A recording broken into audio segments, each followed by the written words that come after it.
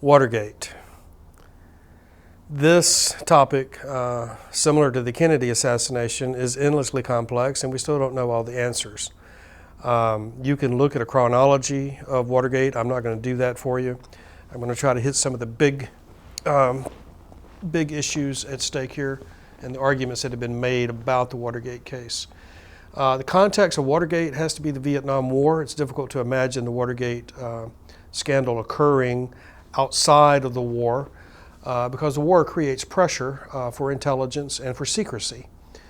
And Richard Nixon responds to the leaking of the Pentagon Papers in 1971 by insisting upon more and more political intelligence against his so-called enemies. And this coincides with his fear that our government cannot keep secrets. Now, you have to remember that Richard Nixon is at this moment in 1971 negotiating secretly to visit China. Of course, an American president had never visited Red China. And in fact, we didn't even have diplomatic relations with Mao Zedong and the Red Chinese. And Nixon is negotiating in his triangular diplomacy. He is negotiating secretively a visit to China. When the Pentagon Papers are leaked by Daniel Ellsberg in '71, this strikes fear into the heart of both President Nixon and his National Security Advisor, Henry Kissinger, who believe that the Red Chinese will see that our government cannot keep a secret and may pull out of the secret negotiations for Nixon to visit China. So these leaks in the government jeopardize Nixon's grand design of triangular diplomacy. Now, triangular diplomacy is Nixon's idea of using the animosity between the Soviets and the Red Chinese to gain leverage over both of them, to force both the Chinese and the Russians to seek U.S. friendship. Nixon's also trying to use this leverage to put pressure, of course, on North Vietnam as the Vietnam War continues. After all, it is the Chinese and the Russians who are supplying Hanoi. So Nixon believes if he can establish closer relations with both the Chinese and the Russians, he can use that relationship both to pressure the major communist powers and to pressure North Vietnam. And the Pentagon Papers have jeopardized this effort. The Pentagon Papers themselves, I'll just briefly mention, Robert McNamara, Secretary of Defense in the 60s, had commissioned an investigation into the archives to discover how the United States got embroiled in this war in Vietnam. So members of his staff are putting together this massive sort of secret history of the war. One of those members, Daniel Ellsberg, turns against the war and makes copies of this secret history and begins to leak them to the New York Times. So this, of course, is a shock to Nixon and Kissinger, and they're going to attempt to stop these leaks. The significance of Watergate, well, let me mention one more context. I think you can put Watergate in the context of maybe the secret history of the United States. Watergate links back to the Bay of Pigs and to those actors who are involved both in the Bay of Pigs and in the assassination attempts against Castro. So there's a secret history here running from our anti-Castro efforts in the late or in the early 60s all the way through Watergate. After all, if you look at the Watergate burglars, you'll see that they're all veterans of the Bay of Pigs. If you look at the men who are handling the Watergate burglars, the men who are their superiors, they're all intelligence people, CIA and FBI. So keep these larger contexts in mind. Significance. The obvious significance of Watergate is that it led to the resignation of President Nixon. Now, let me give you the three theories that have been put forward to try to explain the Watergate scandal. First of all, divide the break-ins themselves. That's one part of the crime from the cover-up of the break-ins, which is another part of the crime. Nixon was not run out of town for ordering the Watergate break-in. He was run out of town for covering up the investigation and the crime itself. So there are two distinct crimes here, the break-in itself and then the obstruction of justice, which will result in impeachment proceedings against the president. Theories concerning the Watergate break-in. The orthodox theory, the traditional theory that most people could tell you of a certain age that can remember this stuff. The traditional theory says that the burglars broke into the Watergate in order to put bugs on Larry O'Brien's phone. O'Brien was chairman of the Democratic National Committee. The election's coming up in '72. The burglars broke in first in May, put a bug on a phone that was not productive, and then broke in again in June 17th of '72 to fix that non-functioning bug. And it's on this second break-in that the burglars are caught and arrested. So the traditional explanation is that Nixon wanted intelligence on the Democrats. The burglars went into the Watergate to tap Larry O'Brien's phone so they could eavesdrop on Democratic strategy, that the burglars were caught, tried, and convicted. The anti-Castro Cubans who were involved in this all keep quiet and go to jail. The leaders, E. Howard Hunt, James McCord, and Gordon Liddy, also go to jail. And then in March of '73, after Nixon's massive re-election victory, James McCord, ex-CIA agent, tells the press, tells the judge in this case, who is quickly released to the press, that perjury has been committed, that higher-ups involved, and that the full truth has not emerged.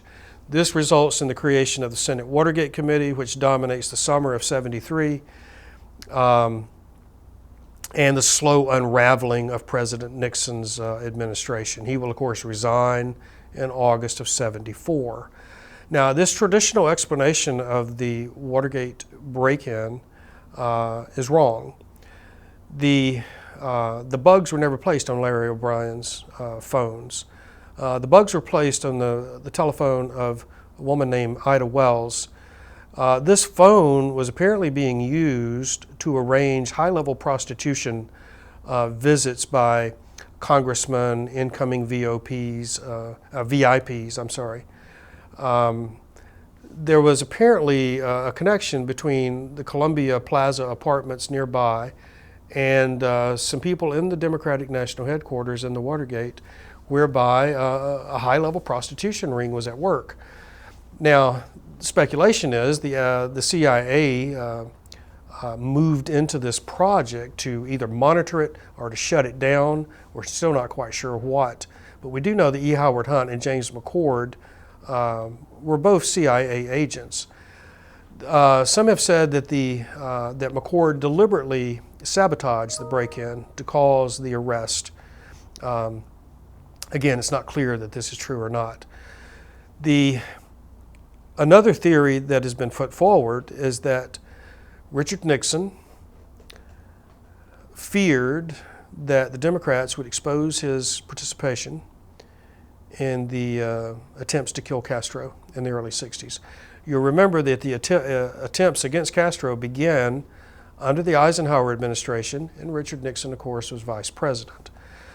This combination of the Central Intelligence and the Mafia, the anti-Cuban Castros, working to remove Castro and to invade Cuba, Nixon was up to his eyeballs in this.